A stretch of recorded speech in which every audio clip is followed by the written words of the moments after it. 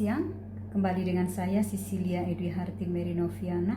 Kali ini dengan topik 3, yaitu apa sajakah permasalahan konstruksi dari zaman kuno. Permasalahan konstruksi dari zaman kuno yang paling terkenal dalam tradisi geometri Yunani adalah 3 masalah klasik, yaitu triseksi sudut, kuadratur lingkaran, dan duplikasi kubus.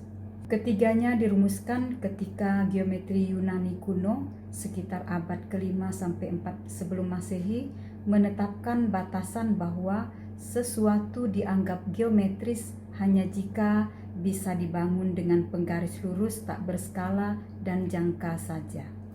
Zaman kuno yang dimaksud pada praktik geometri klasik adalah periode Yunani kuno, terutama sekitar abad ke-6 sampai 4 sebelum Masehi, saat muncul kaum Pitagoras dan kemudian Plato. Kaum Pitagoras memandang bahwa segala sesuatu adalah bilangan dan menekankan harmoni matematis melalui rasio-rasio sederhana, misalnya pada musik, segitiga siku-siku, dan bentuk bangunan. Standar Plato memperketat bahwa bangunan atau konstruksi hanya sah jika dibuat dengan penggaris dan jangka saja, sehingga 3 masalah berikut menjadi teka-teki tersulit selama lebih dari 2000 tahun. Adapun ketiga masalah tersebut dikenal dengan 3 permasalahan konstruksi klasik. Yang pertama, triseksi sudut, yaitu pembagian sudut menjadi 3 sama besar. Masalahnya adalah, apakah mungkin membagi sudut sembarang menjadi 3 bagian yang sama besar hanya dengan penggaris dan jangka? Bangsa Yunani kuno dapat membagi sudut menjadi 2 bagian dengan mudah. Tetapi membagi menjadi 3 bagian tidak dapat dilakukan secara umum dengan alat standar. Pembuktian formal bahwa triseksi sudut tidak mungkin dengan penggaris dan jangka diberikan pada abad ke-19. Hal ini dituangkan dalam teori medan Galois. Dalam konteks jurnal terbaru, pembuktian kemustahilan ini sering dituangkan dalam formulasi digital, misalnya dengan sistem Isabelle, sebagai bagian dari studi Impossible Geometry Construction. Yang kedua, kuadratur lingkaran, yaitu mengkonstruksi persegi dengan luas sama dengan lingkaran. Permasalahannya adalah, bisa tidak dibuat sebuah persegi yang luasnya sama dengan luas sebuah lingkaran yang diberikan hanya dengan penggaris dan jangka. Dalam bentuk aljabar, masalah ini bergantung pada kemampuan membangun panjang yang sama dengan akar pangkat 2 pi. Sedangkan pi adalah bilangan transendental, bukan akar polinomial rasional. Penelitian modern, misalnya dalam literatur sejarah dan filsafat matematika, menegaskan bahwa kuadratur lingkaran mustahil dalam geometri Euclides klasik.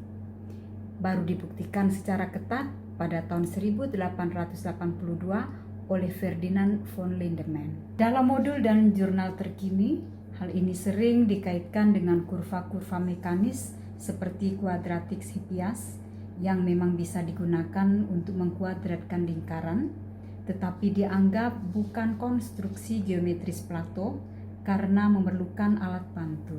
Yang ketiga, duplikasi kubus, yaitu menggandakan volume kubus.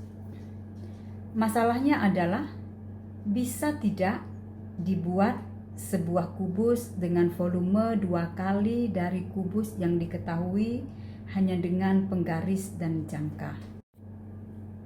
Secara aljabar, masalah ini setara dengan mencari akar pangkat 2 dari 2, yaitu panjang sisi baru kubus yang volumenya 2 kali kubus asal. Bangsa Yunani kuno juga menggandakan panjang dan menggandakan luas. Tetapi menggandakan volume kubus tidak bisa dicapai hanya dengan penggaris dan jangka. Pembuktian kemustahilan ini dikerjakan oleh Pierre Wantzel pada tahun 1837 yang menunjukkan bahwa akar pangkat 2 dari 2 bukan bilangan constructible, yang artinya tidak dapat dibangun dengan jangka dan penggaris.